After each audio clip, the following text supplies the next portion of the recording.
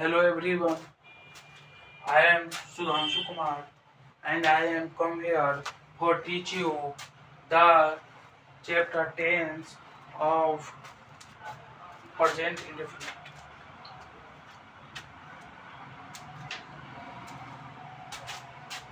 Here I am going to teach about present continuous of interrogative sentence and interrogative negative sentence. Let's start. जैसे मैंने इतने दिनों से मैंने पढ़ाया है टेंस में प्रेजेंट इंडेफिनिट का और उसके अंदर sorry present indefinite present tense here present tense मैंने प्रेजेंट टेंस में प्रेजेंट इंडेफिनिट करा दिया है और उसके बाद मैंने दूसरा नंबर प्रेजेंट कंटिन्यूअस पे मैंने चर्चा की थी और उसका एफर्मेटिव और निगेटिव दोनों मैंने पढ़ाया था।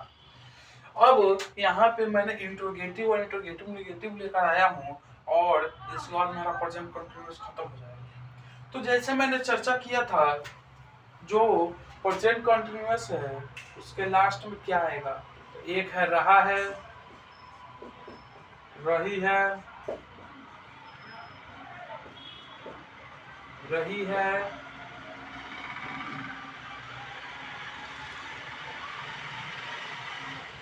रहे हैं इत्यादि और भी हो सकते हैं। तो हम मेनली तीन ये है, रहा है, रही है और रहे हैं। ये अगर जहां आता है ये हमारा प्रेजेंट कंटिन्यूअस कहलाता है। और यही चीज हम इंट्रोगेटिव में आए और इंट्रोगेटिव निगेटिव सेंटेंस में आए तो हम कैसे करेंगे।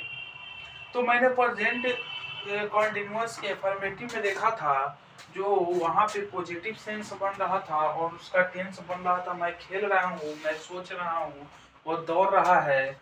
और निगेटिव में मैंने बताया था निगेटिव सेंस तो वो नहीं दौड़ रहा है, वो नहीं खेल रहा है। वैसे ही इंट्रोगेटिव में बनेगा क्वेश्चन वाला सेंस। कैसा बनेगा? To ask question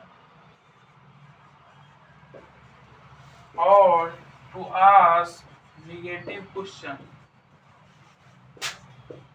negative question ये हमेशा निगेटिव क्वेश्चन के लिए राइज होगा और ये पॉजिटिव क्वेश्चन और ये भी पॉजिटिव क्वेश्चन होना चाहिए और वो निगेटिव क्वेश्चन होना चाहिए। जैसे पहले इसका स्ट्रक्चर देख लेते हैं। तो इसका स्ट्रक्चर क्या होगा? तो इसका स्ट्रक्चर होगा is, am, are, subject, before और ऑब्जेक्ट। और यहाँ पे स्ट्रक्चर होगा जो निगेटिव की तरह एक्ट करेगा तो is, am, are, subject, not, before और ऑब्जेक्ट। कोई दिक्कत नहीं है। अब इसको हम बनाएंगे कैसे? तो क्या तुम पढ़ रहे हो? क्या तुम पढ़ रहे हो? तो यहाँ पे जो रहे हो क्या इससे मैच कर रहा है? यहाँ पे होना चाहिए रहे हो, ये भी होना चाहिए। तो रहे हो यहाँ पे इससे मैच कर रहा है तो ये हमारा प्रेजेंट कंटिन्यूअस हो गया। इसको हम कैसे बनाएंगे? आर, आर के साथ किसका आता है? यू। जैसे तुम का यू होगा ना तो मैंने चेक बताया था इज, एम, आर, एम आता है आई के साथ, इज आता है ही से इट सिंगुलर नेम के साथ, आर आता है we you they singular name के साथ। तो यू के साथ आर आएगा। और रहे हो किसके साथ अटैच है? पढ़ के साथ। तो ये हमारा वर्ब हो गया। तो पढ़ना का क्या होता है? रीड। रहे होगा क्या होगा? आईएनजी। तो रीडिंग। आईएनजी का मीनिंग क्या होता है? आईएनजी का मीनिंग होता है रहा है, रही है, रहे हैं इत्यादि। ये आईएनजी का मतलब है। तो अगर हम भी वर्ड में आईएनजी जोड़ देंगे तो V4 हो जाएगा। तो इसे ही V4 का मीनिंग होता है पढ़ना। तो आईएनजी जोड़ लिए तो पढ़ रहे हैं, खेलना खेल रहे हैं। समझ में आ गया? अब बात ये है अब इसका कैसे बनेगा? तो इसका नेगेटिव सेंस होता है तो क्या वह नहीं दौड़ रहा है? तो ये उस क्या कर रहा है, निगेटिव क्वेश्चन पूछ रहा है और ये पॉजिटिव क्वेश्चन पूछ रहा है। तो निगेटिव क्वेश्चन कैसे पूछेगा, तो इज ही के साथ इज आता है, नॉट रनिंग। यहाँ पे देखिए दौड़ना रहा है, दौड़ के साथ है तो ये हमारा वर्ब हो गया। तो दौड़ना का क्या होता है, रन। तो रहा है कि क्या हो जाएगा, ई, तो रनिंग। समझ में आ गया। तो यहाँ पे क्या कर रहा है, निगेटिव क्वेश्चन पूछा, क्या वो नहीं दौड़ रहा है, इसका मतलब वो नहीं दौड़ रहा है, इसीलिए वो पूछा है क्या वो नहीं दौड़ रहा है। तो यहाँ पे क्या वो दौड़ रहा है, ये पॉजिटिव क्वेश्चन हो गया।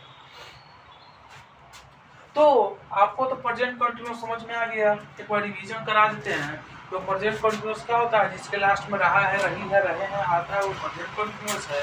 फिर उसका इन्फॉर्मेटिव क्या होगा, इन्फॉर्मेटिव वो होगा जिसके पॉजिटिव सेंस होगा, निगेटिव वो है जो निगेटिव सेंस होगा। पॉजिटिव में क्या होगा, subject is am are V for object, negative में subject is am are not V for object. फिर इसका क्वेश्चन एफर्मेटिव का कैसे बनेगा, वो खेल रहा है, वो पढ़ रहा है, वो सोच रहा है। फिर निगेटिव का वो नहीं खेल रहा है, वो नहीं पढ़ रहा है, वो नहीं सोच रहा है। तो इसका कैसे ट्रांसलेट होगा, वो नहीं खेल रहा है तो ही इज नॉट प्लेइंग, वो दौड़ रहा है, ही इज रनिंग, मैं देख रहा हूँ, आई एम सीइंग, कोई दिक्कत। आईएनजी सिर्फ जोड़ देना है V4 में, V1 में आईएनजी जोड़ देंगे तो V4 हो जाएगा।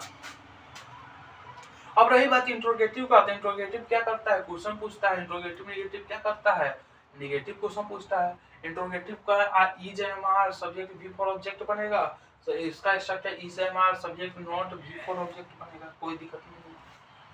तो इसको हम कैसे बनेंगे, क्या तुम पढ़ रहे हो, आर यू रीडिंग। यहाँ पे क्या वो नहीं दौड़ रहा है, इज ही नॉट रनिंग, कोई दिक्कत नहीं है। इसमें मेरा मतलब जहाँ पे मेरा V4 आ जाए और हेल्पिंग वर्ब आ जाए, ये हमारा प्रेजेंट कंटीन्यूअस होगा ही होगा, ये हमारे याद रखना है। कंटीन्यूअस का मीनिंग है तो V4 आएगा ही आएगा, और प्रेजेंट में इज हमारा आता है, इसीलिए प्रेजेंट कंटीन्यूअस हो गया।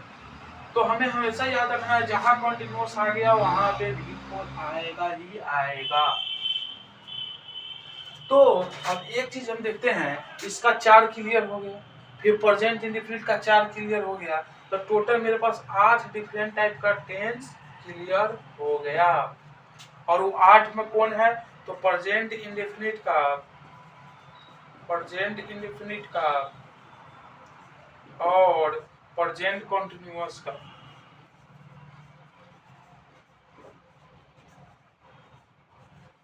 प्रेजेंट इंडेफिनिट का कौन कौन, अफर्मेटिव, नेगेटिव, इंट्रोगेटिव नेगेटिव, इसका भी अफर्मेटिव, नेगेटिव, इंट्रोगेटिव और इंट्रोगेटिव नेगेटिव, 4 मिलके 8 हो गया। और मैंने डिस्कस किया था फर्स्ट क्लास के इंट्रोडक्शन में 72 टाइप के टेंस में पढ़ना है, इसमें से हमें 8 माइनस कर दिए, तो मेरे पास कितना पढ़ने का कितना हमें पढ़ना है, तो यहाँ पे अब 64 टाइप के मुझे पढ़ने हैं। समझ में आया,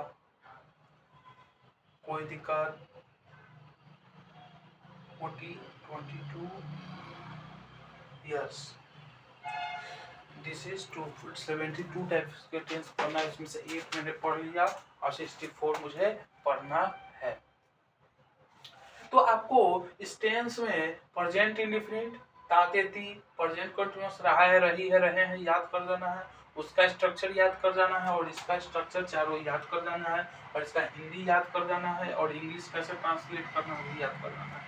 अब आई होप दैट तो आप लोगों को अच्छा से समझ में आया होगा और कोई दिक्कत नहीं हुआ होगा।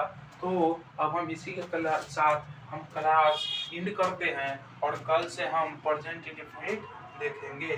धन्यवाद।